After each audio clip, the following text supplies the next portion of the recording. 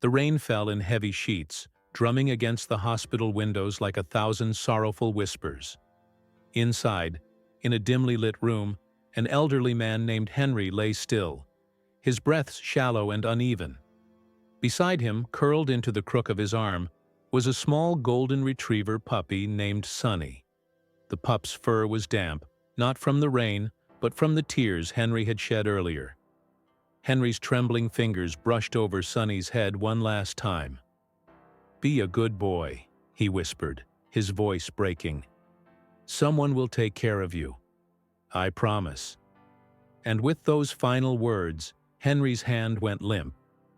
The heart monitor flatlined. Sunny let out a whimper, nudging Henry's hand with his cold nose, not understanding why his human wouldn't wake up. The next few days were a blur of hushed voices and strangers in black clothes. Henry's daughter, Claire, had flown in to handle the arrangements, but she was allergic to dogs and couldn't take Sunny. The puppy wandered through the empty house, his tiny paws clicking against the hardwood floors. He sniffed at Henry's favorite armchair, the scent of his owner still lingering. At night, Sunny curled up on Henry's old sweater, whining softly into the fabric. The silence was unbearable. Every creak of the house made his ears perk up, hoping it was Henry coming home. But the door never opened. Claire made the difficult decision to take Sunny to a no-kill shelter. The car ride was quiet, Sunny trembling in the passenger seat, his big brown eyes filled with confusion. When they arrived, the shelter worker gently took his leash, but Sunny planted his paws firmly on the ground, refusing to move. "Come on, little guy," the worker coaxed. But Sunny let out a heartbreaking howl, his cries echoing through the building. Other dogs barked in response, as if mourning with him. Claire wiped her eyes and walked away, unable to bear the sound. Sunny refused to eat at the shelter. His whimpers turned into weak, raspy cries. Concerned, the staff rushed him to the local vet, Dr. Emily Carter.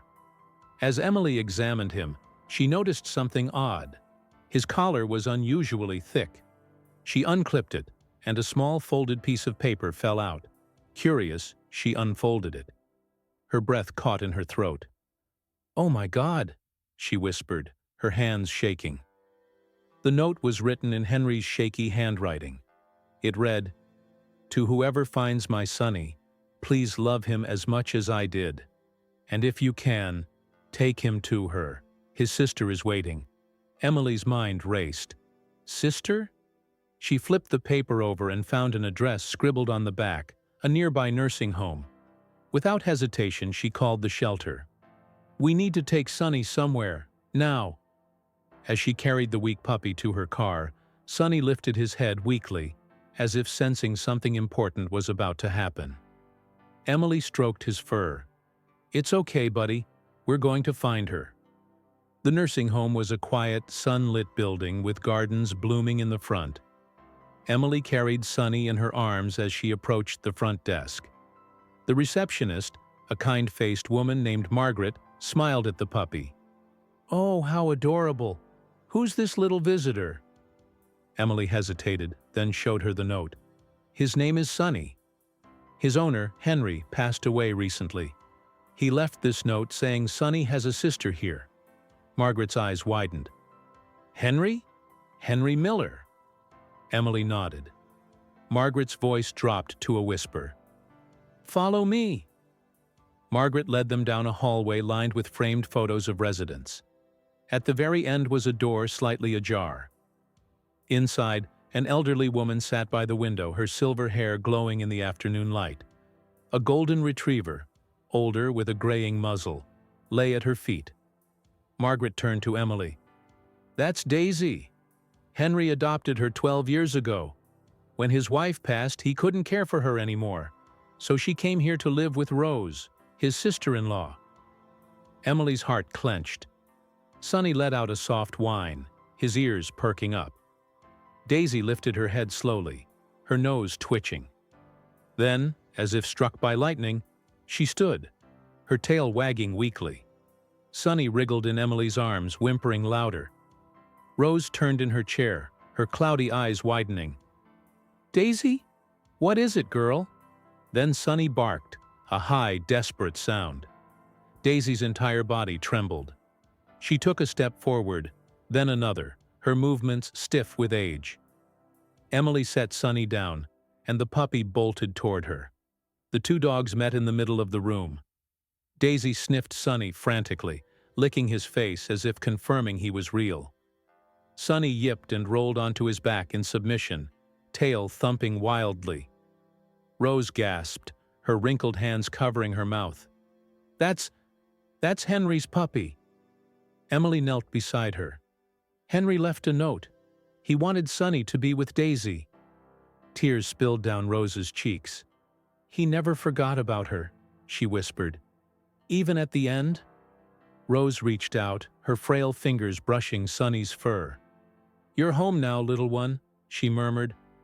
Daisy curled around him protectively, her tail still wagging. Emily felt her own eyes burn. "Would you like to keep him?" she asked softly. Rose didn't hesitate.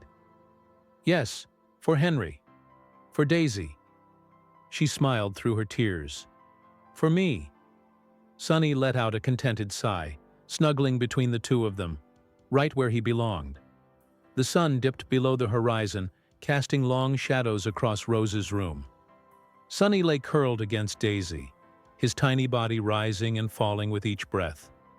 Rose watched them from her bed, her heart fuller than it had been in years. Daisy hadn't moved from Sunny's side since he arrived, as if afraid he'd disappear again. A nurse peeked in, smiling at the sight. "Looks like Daisy's got her spark back," she whispered. Rose nodded, tears glistening in her eyes. "It's like Henry knew," she murmured. "He knew they needed each other." Outside, the first stars of the evening twinkled, as if winking in approval. The next morning, Emily returned with a box of Henry's belongings, things Claire had no use for. Among them was a worn leather journal. Rose's hands trembled as she opened it. The first page read, "If you're reading this, I'm gone. But my love isn't." Sunny nuzzled her hand, as if sensing her grief. Daisy rested her head on Rose's lap, her warm brown eyes filled with understanding. Rose took a shaky breath.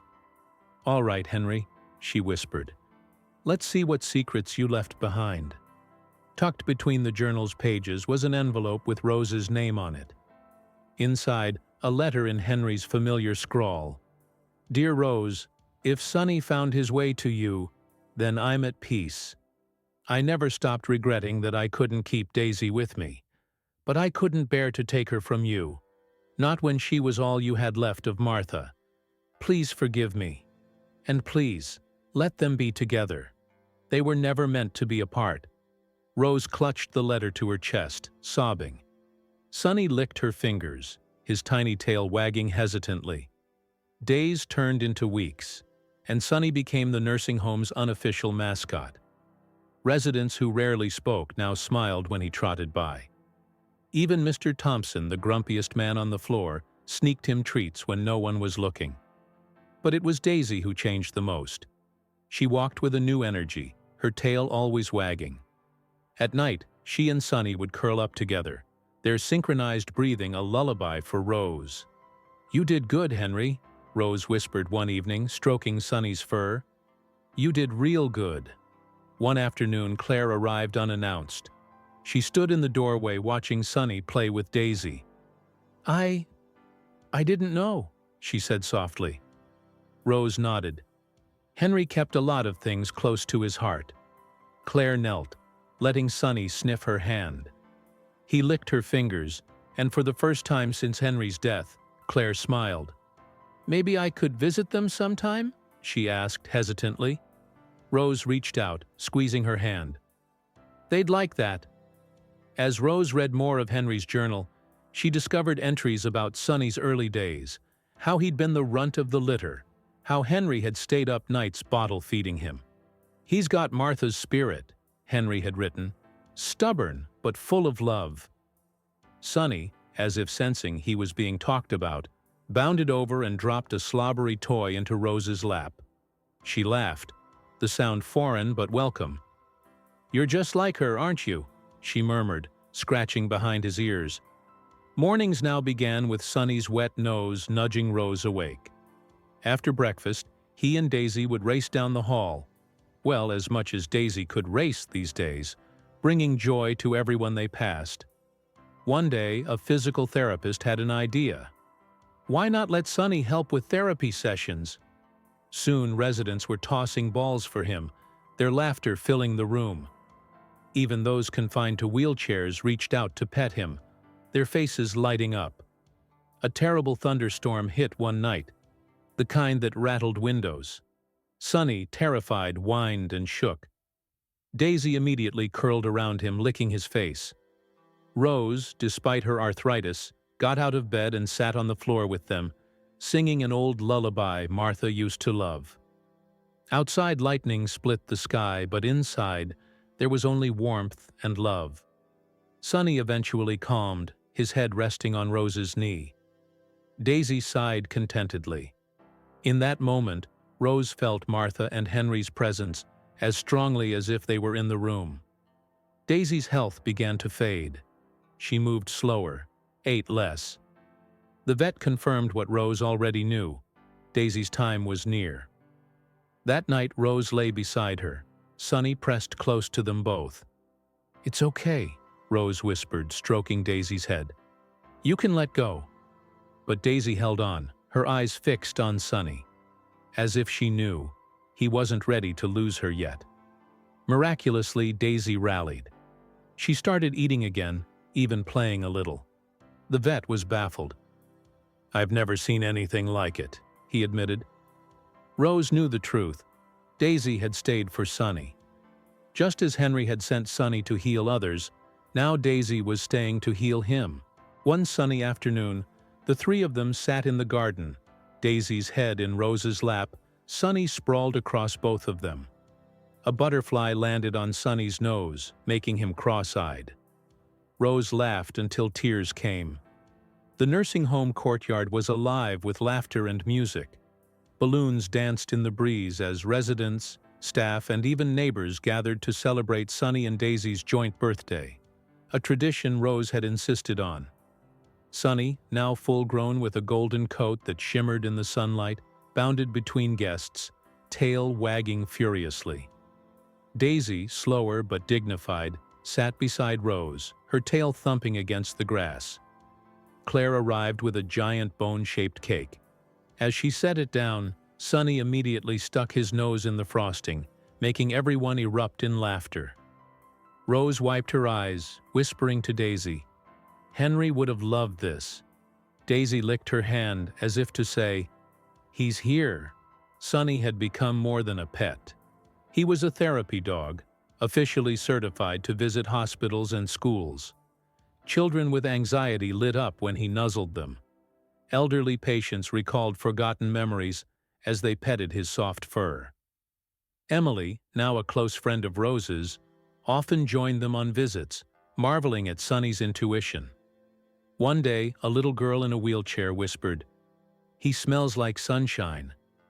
Rose's heart swelled, just like Martha used to say about Daisy. The circle of love was unbroken. Daisy's health began to fade again, but this time, she didn't rally. Rose knew the end was near. One evening, as fireflies flickered outside, Daisy dragged herself to Sonny's bed and curled around him, just as she had on their first night together. Sonny whined, nuzzling her graying muzzle. Rose knelt beside them, tears streaming. "You can go, sweet girl," she murmured. "You've done so much good." Daisy sighed, her eyes drifting closed. Sonny tucked his head under her chin, as if memorizing her heartbeat. Daisy passed peacefully in her sleep. The nursing home held a quiet memorial in the garden, where residents shared stories of her gentle spirit. Sonny stayed by Rose's side, his head bowed. That night Rose found him lying on Daisy's bed, clutching her old collar between his paws. She sat beside him, stroking his fur. "She'll always be with us," she promised. Sonny licked her hand, then rested his head on her lap, his way of saying, "I'll take care of you now." Days without Daisy felt hollow. Sunny wandered the halls, pausing at her favorite spots. But then something remarkable happened. He began mimicking Daisy's habits. He'd stop by Mr. Thompson's room for a treat, or gently lay his head on a grieving resident's knee. "He's carrying her legacy," Emily observed. Rose nodded. "Love doesn't disappear. It transforms." One night Rose dreamed of Henry and Martha. They stood in a sunlit field, Daisy young and spry beside them. Henry smiled. "Thank you, Rose," he said. Martha added, "Take care of our boy." Rose woke with tears on her cheeks, and Sunny licking them away. Cleaning out Daisy's things, Rose found a note tucked in her old blanket. Another letter from Henry. "Rose, if you're reading this, Daisy's gone home. But don't worry. Love is a circle. When the time is right, another will come. Keep the door open." Rose clutched the note, bewildered. Another? A week later, Emily arrived with a squirming bundle, a tiny golden retriever puppy abandoned at the clinic. "She needs someone wise to teach her," Emily said, handing her to Rose. Sunny sniffed the pup, then wagged his tail so hard his whole body shook. The puppy licked his nose. Rose gasped. "Daisy?" The pup yipped, as if answering. Years passed. Sunny, now gray-muzzled, taught the new pup, named Daisy too, everything he knew. The nursing home thrived with their joy. Rose, though frailer, never missed their daily walks. One autumn afternoon, as leaves twirled around them, she whispered, "Henry was right. Love never ends." On a quiet spring morning, Sunny passed away in his sleep, curled between Rose and Daisy II. His breathing slowed, then stopped, his last dream a wagging tail, and Henry's voice calling, "Good boy." Rose held him, weeping. But then, a warm lick on her hand. Daisy II nuzzled Sunny's still warm paw, then looked up at Rose with eyes full of promise. Outside, the wind chimes Henry had hung years ago sang softly. Rose smiled through tears. The circle continues.